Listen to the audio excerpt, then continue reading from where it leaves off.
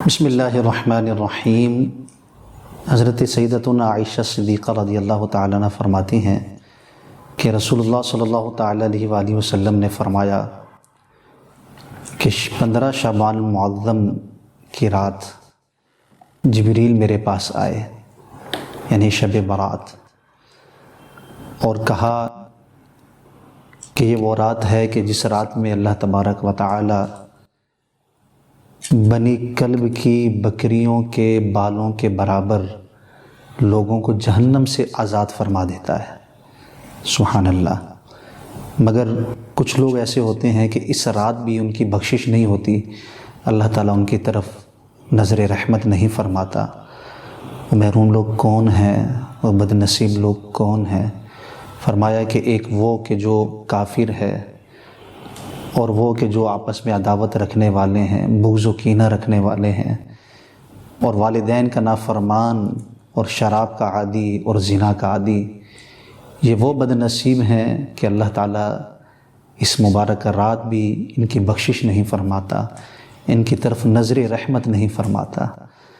ذرا غور کیجئے گا کہ اس قدر اللہ تبارک و تعالیٰ کی رحمتوں کا نزول ہے کہ بنی کلب کی بکریوں کے بالوں کے برابر جہنم سے آزادی مل رہی ہے لوگوں کو، لیکن یہ بد نصیب لوگ وہ ہیں کہ اس رات بھی برکتوں سے اور رحمتوں سے محروم رہتے ہیں۔ اس لیے التجا ہے کہ جو آپس میں روٹھے ہیں وہ مان جائیں، آپس میں محبت کی فضا قائم کریں، اتفاق اور اتحاد کریں۔ والدین کا نافرمان کتنی بڑی وعید ہے اس کے لیے۔ والدین روٹھے ہیں تو اسے منا لیجئے۔ شب برات ہے، والدین کا نافرمان اس رات بھی محروم ہے اللہ کی رحمتوں اور برکتوں سے، اور آپس میں مسلمانوں کا بغض کینہ ہے تو وہ نکال دیجئے، آپس میں ایک ہو جائیے۔ شب برات ہے، رحمتیں حاصل کیجئے۔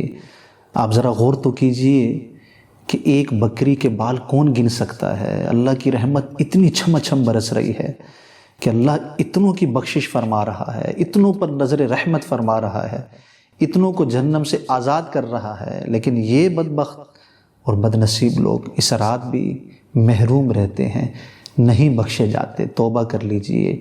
حضرت سیدنا علی المرتضیٰ شیر خدا کرم اللہ تعالی وجہہ الکریم فرماتے ہیں کہ نبی اکرم صلی اللہ تعالی علیہ وآلہ وسلم نے ارشاد فرمایا کہ اللہ تبارک و تعالی شب برات آسمان دنیا پر خاص تجلی فرماتا ہے جیسے اس کی شان کے لائق ہے، اور فرماتا ہے کہ ہے کوئی مجھ سے بخشش طلب کرنے والا کہ میں اس کو بخش دوں، ہے مجھ سے کوئی روزی کا طلبگار کہ میں اس کو روزی عطا کروں، ہے کوئی مصیبت زدہ پریشان دکھی کہ وہ مجھ سے فریاد کرے، اس کے دکھ درد رنج و الم پریشانی اور مصیبتیں دور کر دوں۔